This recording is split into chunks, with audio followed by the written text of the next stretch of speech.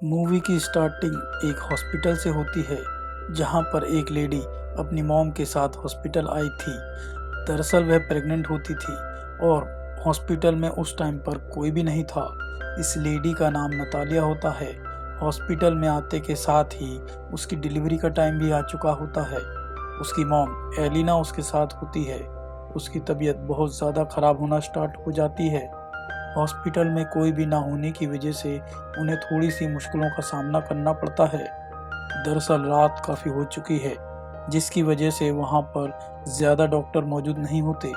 वहाँ पर एक नर्स होती है जो इसकी डिलीवरी करने में हेल्प करती है और उसकी डिलीवरी हो जाती है।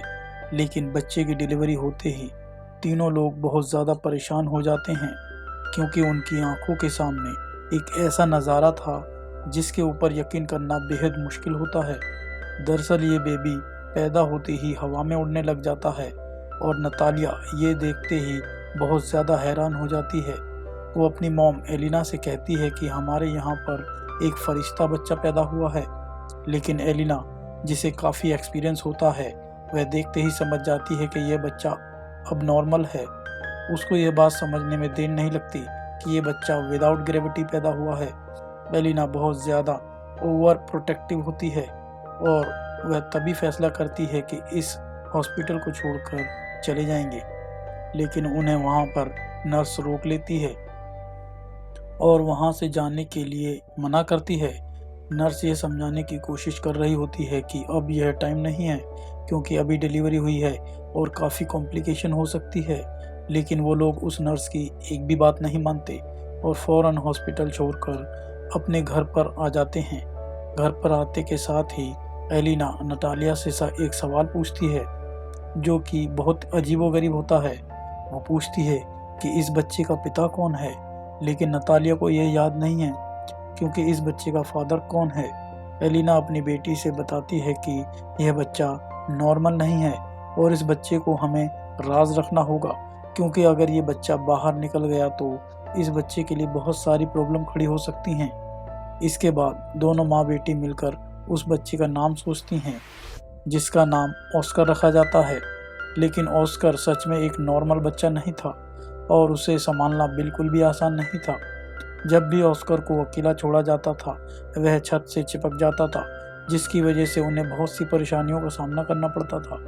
यह देखने के बाद एलिना अपने पोते के लिए एक बेड बनाती है जिसकी वजह से वो बच्चा ज़मीन पर ही रहे और छत के ऊपर भी बहुत सा ऐसी चीज़ें लगा देती है जिससे बच्चे को कोई भी नुकसान ना हो। दोनों को इस बात का भी डर था कि अगर किसी दिन बाई चांस ऑस्कर अकेला छोड़ दिया हो तो वह हवा में ना उड़ जाए और स्पेस के अंदर ना पहुंच जाए। इस वजह से एलिना और अगाथा बहुत ही ज़्यादा प्रोटेक्टिव हो जाती हैं अपने बेबी के लिए। जैसे जैसे समय बीतता है ऑस्कर बड़ा हो जाता है और थोड़े समय बाद वह 8 साल का हो जाता है। बिना ग्रेविटी पैदा होने की वजह से उसे घर पर ही रखा जाता था। उसकी नानी उसे कभी भी बाहर नहीं जाने दिया करती थी। घर पर रहने की वजह से वह ज़्यादातर कार्टून्स देखता था और उसे सिर्फ सुपरमैन के ही कार्टून पसंद थे और अपने आप को वो भी एक सुपरमैन ही समझा करता था। कई बार ऑस्कर अपनी मदर नतालिया से पूछता था कि वो लोग बाहर क्यों नहीं जाने देते। इसकी वजह उसकी इस बात को हमेशा इग्नोर कर दिया जाता था। जब भी वह खिड़की से झांक कर बाहर देखता था जहां पर नॉर्मल इंसानों को बात करते हुए चलते फिरते हुए देखता था, उसे वहां पर ऐसे बहुत सारे बच्चे नजर आते थे जो स्कूल जाया करते थे। उसका भी मन करता था कि वो भी बाहर जाकर खेले, स्कूल जाए, लेकिन वो ऐसा नहीं कर पाता था क्योंकि उसकी नानी उसको बाहर नहीं जाने दिया करती थी। वह बाकी बच्चों की तरह एक नॉर्मल ज़िंदगी जीना चाहता था और उसे हमेशा यह लगता था कि वह ज़िंदगी भर शायद इसी कमरे के अंदर ही रहेगा। उसकी नानी उसे स्कूल जाने के लिए भी मना करती थी और साथ में यह भी कहती थी कि तुम्हें घर पर ही रहना है, घर पर ही अपनी स्टडी करनी है। यह देखने सुनने के बाद ऑस्कर की माँ बहुत ज़्यादा गुस्से में आ जाती है और वह अपनी मदर से कहती है कि हम आखिर कब तक इसे घर में बंद करके रखेंगे और कब तक हम इसे लोगों से छुपा के रखेंगे। इसके बाद ऑस्कर की मदर को उसके लिए एक जैकेट तैयार करती है जिसके अंदर वेट यानी कि कुछ पत्थर डाल देती है ताकि वह बाहर निकलने के बाद बिल्कुल भी उड़ ना सके। और यह देखने के बाद उसकी मदर उसे ऐसा करने से रोकती है, लेकिन वह अपनी मदर की एक भी बात नहीं सुनती और उसको वह बाहर ले जाती है। बाहर ले जाने के बाद वह ऑस्कर से बात करती है और उसे कहती है कि सुपरमैन की तरह तुम भी अपना राज किसी से भी नहीं शेयर करना, इसे हमेशा सीक्रेट ही रखोगे, वरना वह भी कभी सुपरमैन नहीं बन पाएगा। एक दिन वह अपनी मदर के साथ मार्केट का सामान खरीदने के लिए जाता है और वहां पर वह अपनी मदर से थोड़ी देर के लिए छूट जाता है, जिसकी वजह से वह वहां पर एक छोटी बच्ची से जाकर मिलता है जिसका नाम अगाथा होता है। ऑस्कर उससे टकरा जाता है, जिसकी वजह से उस बच्ची के हाथ में रखा सामान जमीन पर गिर जाता है। यह देखने के बाद अगाथा ऑस्कर के ऊपर बहुत चिल्लाती है और अपना सामान उठाती है। उस सामान में से 2 पानी की बोतल निकालकर ऑस्कर के हाथ में थमा देती है और कहती है कि तुम्हारी सज़ा है कि तुम इन बोतल को मेरे साथ मेरे घर तक छोड़ने जाओगे। ऐसा करने से ऑस्कर उसको मना कर देता है, लेकिन अगाथा छोटी होने के बावजूद भी उसको बहुत ज़्यादा रिक्वेस्ट करती है और राज़ी कर लेती है। अपनी मदर को आसपास ना पाकर ऑस्कर उसके साथ उसके घर छोड़ने के लिए चला जाता है। अब ऑस्कर के हाथ में 2 पानी की बोतल होती हैं और पॉकेट के अंदर पत्थर भी रखे होते हैं, जिसकी वजह से वह अपने आप को बहुत ज़्यादा भारी फील कर रहा होता है। तभी वह अपनी पॉकेट में से दोनों पत्थर निकालकर फेंक देता है। चलते चलते ऑस्कर और अगाथा की फ्रेंडशिप हो जाती है। वह उसके घर पहुंच जाते हैं। अपने घर पहुंचने के बाद अगाथा उससे पानी की बोतल मांगती है, लेकिन ऑस्कर उसको पानी की बोतल देने से मना कर देता है, क्योंकि उसको ये अच्छी तरह से पता होता है कि अगर उसने बोतल उसको दे दी तो वह पूरी तरह से हल्का हो जाएगा और बिल्कुल भी वेट ना होने की वजह से वो हवा में उड़ना शुरू हो जाएगा। अगाथा बहुत ही ज़्यादा ज़िद्दी टाइप की लड़की होती है और उसके हाथों से पानी की बोतल छीन लेती है। जैसे ही वे पानी की बोतल उसके हाथ से छीनती है, वह हवा में उड़ना शुरू हो जाता है। लकीली जब ऑस्कर उड़ रहा होता है, वहीं पर एक टीन की छत से टकराकर रुक जाता है, जिसकी वजह से वे ज़्यादा ऊपर नहीं उड़ पाता। यह देखने के बाद अगाथा भी बहुत ज़्यादा सरप्राइज हो जाती है, यह मेरे सामने क्या हो रहा है, और मैं बहुत ज़ोर से सुपरमैन चिल्लाती है, लेकिन ऑस्कर उसे हेल्प मांगता है। यह सुनने के बाद अगाथा अपने घर जमे जाती है और वहां से एक बैग लेकर आती है जिसके अंदर पत्थर भरे हुए होते हैं। वह पत्थर जैसे ही ऑस्कर को देती है, ऑस्कर दोबारा से ज़मीन पर आकर खड़ा हो जाता है और ऑस्कर उससे कहता है कि तुम मुझसे प्रॉमिस करना होगा कि यह सीक्रेट तुम किसी के साथ भी शेयर नहीं करोगी। ऑस्कर के खो जाने की वजह से उसके घर के अंदर उसकी नानी और मदर बहुत ही ज़्यादा परेशान हो रहे होते हैं, लेकिन तभी थोड़ी देर बाद ऑस्कर उस बैग के साथ अपने घर पर पहुंच जाता है, जो बैग अगाथा ने दिया था। ऑस्कर की मदर उससे उस बैग के बारे में पूछती है तो ऑस्कर सारी बात अपनी मदर को बता देता है। तभी उसकी मदर अगाथा ऑस्कर से पूछती है कि क्या तुमने कोई चीज़ लड़की को तो नहीं बता दिया, लेकिन ऑस्कर यहाँ पर झूठ बोल देता है कि मैंने उसको ऐसा कुछ भी नहीं बताया। इस घटना के बाद ऑस्कर और अगाथा काफ़ी दिनों तक एक दूसरे से मिलते रहते थे, लेकिन एक दिन ऑस्कर की मदर को यह बात पता चल जाती है कि अगाथा उसके सीक्रेट के बारे में जानती है, जिसकी वजह से उसे बहुत गुस्सा आता है। इसके बाद अगाथा ऑस्कर के घर पर मिलने के लिए आया करती थी, लेकिन उसकी मदर उसको मना कर दिया करती थी कि ऑस्कर घर पर नहीं है या वो तुमसे मिलना नहीं चाहता। इसकी वजह से ऑस्कर ज़्यादातर अपनी खिड़की के पास ही समय बिताने लगा था और इसकी वजह से आसपास के पड़ोसियों के निगाह ऑस्कर के ऊपर पड़ जाती थी। इसके बाद वह सोचते थे कि शायद ऑस्कर की मदर और उसकी ग्रैंड मदर इसके ऊपर बहुत ज़्यादा टॉर्चर करती हैं, इसको घर पर बंद करके रखती हैं, क्योंकि ऑस्कर स्कूल भी नहीं जाता था।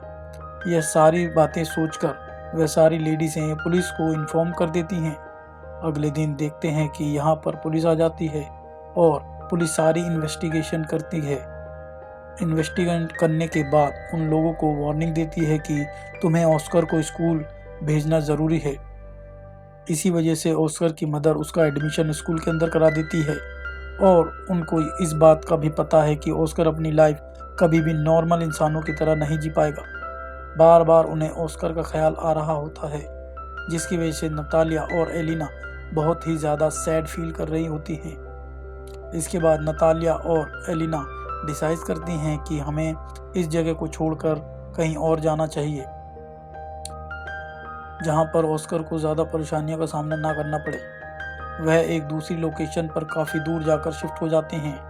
कुछ सालों बाद दिखाया जाता है जहां पर ऑस्कर पूरी तरह से जवान हो चुका होता है और उसकी मदर काफ़ी ओल्ड हो चुकी होती है। उसकी नानी की डेथ हो चुकी है। इसके बाद हम देखते हैं कि ऑस्कर के पास वही पिंक कलर का बैग होता है जो उसे अगाथा ने दिया था। वह इस बैग को कभी भी अपने से दूर नहीं करता था। उसे इस बैग से इतना ज़्यादा लगाव था कि वो सोते वक्त भी इस बैग को अपने साथ लेकर सोया करता था। उसका लाइफस्टाइल अभी भी वैसा ही है जो बचपन से वो जी रहा था। ऑस्कर और उसकी मदर एक दूसरे का बहुत ज़्यादा ख्याल रखते थे, लेकिन अंदर ही अंदर ऑस्कर घुट रहा होता है। उसे इस ज़िंदगी से बहुत ज़्यादा प्रॉब्लम होने लगती है। वह फेड अप हो जाता है। वह अपने इस सीक्रेट को छिपाते छिपाते थक चुका था। तभी वह सोचता है कि अगर मेरी इस क्वालिटी के बारे में दुनिया को पता लग जाए तो मैं बहुत जल्दी फेमस हो जाऊंगा, क्योंकि उसका सुपर हीरो सुपरमैन था। और इसी वजह से वो सोचता है कि अगर ये बात दुनिया के सामने खुल जाए कि मैं एक मैन विदाउट ग्रेविटी हूँ, तो शायद मेरे ऊपर भी फिल्म बनेगी और मेरे ऊपर भी बुक लिखी जाएंगी। जब यह बात उसकी मदर को पता लगती है तो वह उसे समझाती है कि तुम ऐसा कुछ भी नहीं करोगे, क्योंकि उसकी मदर को ऐसा लगता था कि अगर यह सीक्रेट दुनिया के सामने आ गया तो ऑस्कर को मैं हमेशा के लिए खो दूंगी।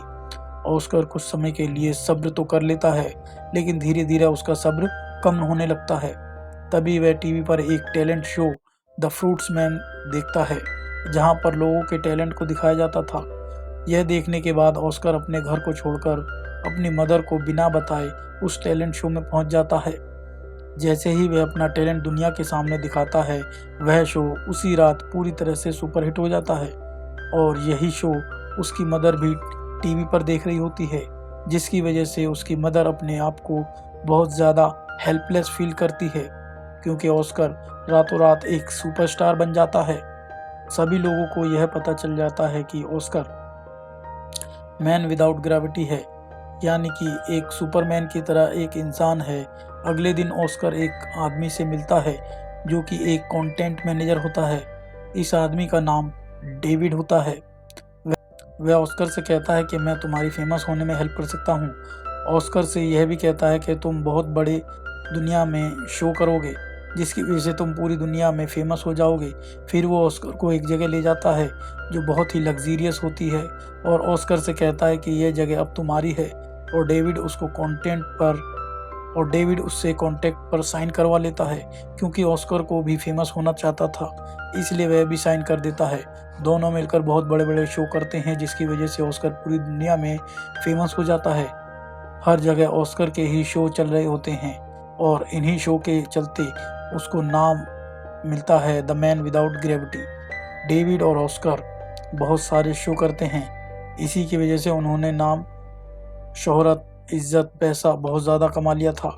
कुछ समय के बाद ऑस्कर को महसूस होता है कि जैसा कि वह बचपन में सोचता था कि मैं एक सुपर हीरो बनूंगा, सुपरमैन की तरह, वह ऐसा नहीं है। तभी डेविड से कहता है कि मैं ऐसा बिल्कुल भी नहीं बनना चाहता था।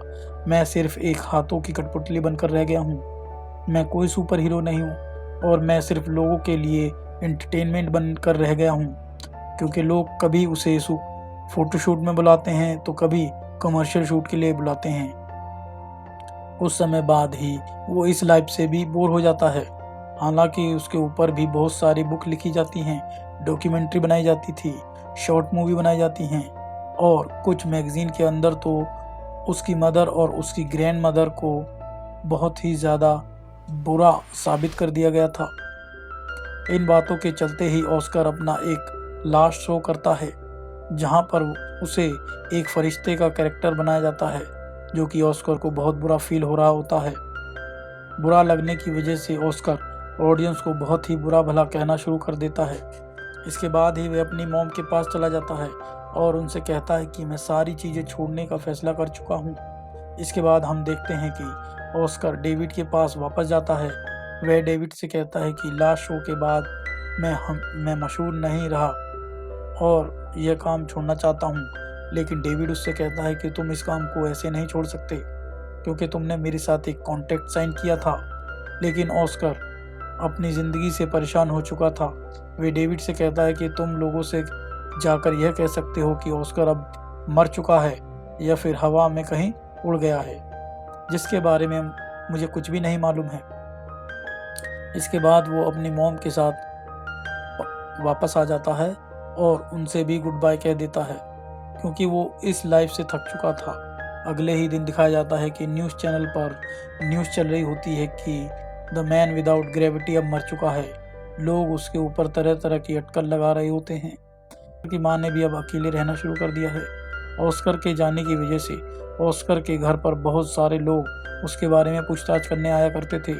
न्यूज़ रिपोर्टर्स आया करते थे, लेकिन ऑस्कर की मदर उनको कुछ भी नहीं बताती थी।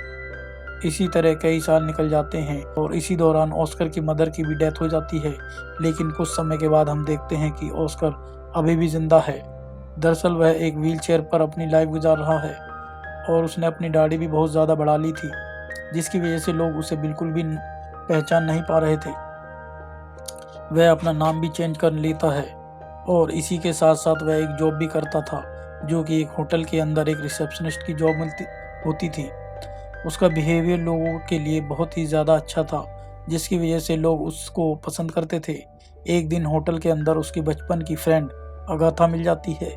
ऑस्कर उसको नहीं पहचान पाता, लेकिन अगाथा उसको पहचान जाती है क्योंकि ऑस्कर ने वह बैग अभी भी अपने साथ रखा हुआ था जो बचपन में अगाथा ने उसको दिया था, जिसकी वजह से वह अभी भी ज़मीन पर था।